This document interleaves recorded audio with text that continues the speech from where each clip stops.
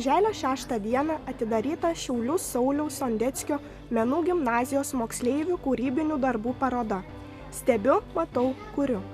Parodoje eksponuojami rinkiniai Šiaulių Sondeckio menų gimnazijos moksleivių kūrybos darbai.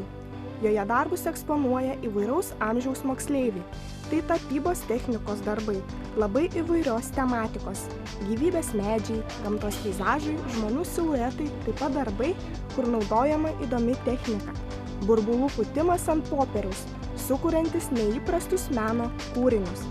Kaip minėjo moksleivių darbų vadovės, šią parodą norima parodyti, kad mūsų supantis pasaulis yra labai gražus ir įdomus.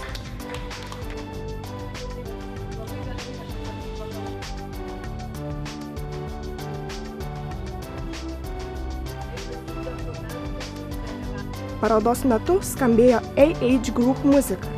Parodos lankytojai galėjo gyvai išgirsti skambant būgnus, saksofono, trombonus, gitarą ir marimbą.